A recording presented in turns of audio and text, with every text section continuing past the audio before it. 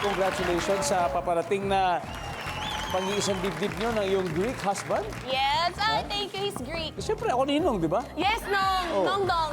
Nongdong, di ba? O, di ba? Kaya good luck sa'yo. Thank you. Dre, si Dre naman po, alam niyo po, siya, isa rin po singer si Dre. Dre, sino ba mga musical influence? Ang pinaka-main na influence ko siguro po, sa international si Freddie Mercury, pero dito sa Philippines, diba, lalayo pa ba tayo? Ben and Ben. Ben and Freddie Mercury. Napakagaling nga. Mga classic talaga yung mga influence. Kaya, guys, thank you and good luck. Double points round na kasi ito and the top 6 answers are on the board. Ano ang solusyon para hindi ka kagatin ng lamok? Dre. Katol. Katol. Alright. Nikki, pwede pa mas mataas. Sa bahay, ano ang solusyon para hindi ka kagatin ng lamok, Nikki? Magsiga. Magpapausok. Nandiyan ba magsisiga? Wala. Dre, pass or play? Siyempre play tayo. Let's go play round 3. Nikki, balik muna tayo. Tara, Dre.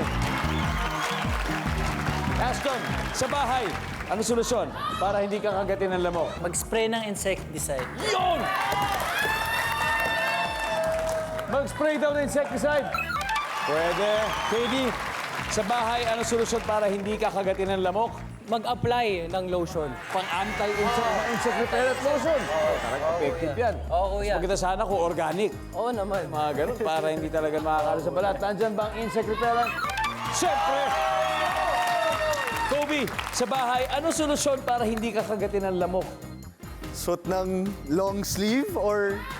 Yes! Pwede. Suot ng damit. Let's go, bro. Let's go. 2 more to go, Dre. Sa bahay, ano ang solusyon para hindi ka kaya kagatin ng lamok? Patayin ng lamok. Pagalingan sa pagpatay ng lamok. Survey says... Okay, meron pa tayong 2 chances, Ashton. Sa bahay, anong solusyon para hindi ka kagatin ng lamok? Maligo. Maligo. Nandiyan ba yan? Survey says... Wala. KD, 1 last chance. Sa bahay, ano ang solusyon para hindi ka kagatin ng lamok? Maglagay ng mosquito net. Lambo! Oo. Survey says... Oh.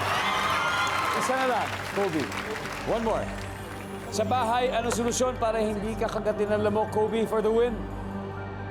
I'm trying to think of what it's called. You know the... Sige lang, sabihin mo. Ano yan? Okay, anyway. Team Wise, this is your chance to steal. Jana. Isa na po yung screen door. Isara ang screen door, Nikki. Ang solusyon para hindi ka kagatin ng lamok. Makipag-away. Sa lamok. Makipag-away sa Sagutin lamok. mo. Bakit mo ako kinakagat? Wala kang karapat. O kaya kagatin mo rin. Kagatin mo din. O, di ba? Kagatin mo rin. Lorraine? Itulog mo na lang. Tulog mo na lang. Wala nang Magsasawa rin naman siguro sila. Wise, sa bahay, ano solusyon para hindi ka kagatin ng lamok? Isara ang bintana. Alright. Sabi, isara daw ang bintana. Nandyan kaya yan? Isa na lang hinahanap natin.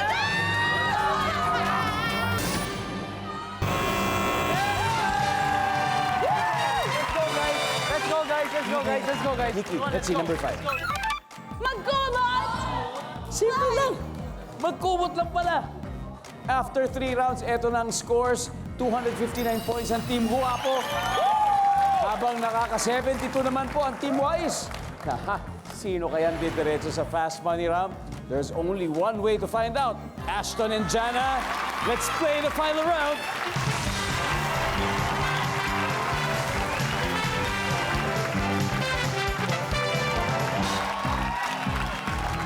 Good luck. Triple na po, times 3 ang value ng bawat tamang sagot. Ito na, top 4 answers na hinahanap natin. Kung hinahanap ng kolektor ng utang ang iyong parents, pero alam mo wala pa silang pambayad, ano ang sasabihin mo sa kolektor? Go! Ashton, Ako ba nauna? go.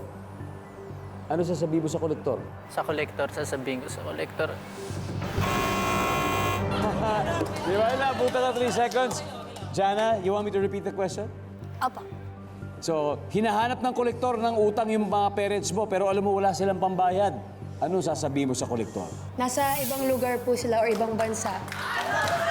Sa ibang lugar o ibang bansa, wala sila. Services. Good. Top answer. Jana? pass or play for the final round? Let's do this, Team Wise. Hahabol daw, Team Wise. Wise, ano kaya? Wala pa po silang pambayad. Diretso. Diretso, honest tayo. Honest tayo. Honest. Sinabi, wala po talagang pambayad.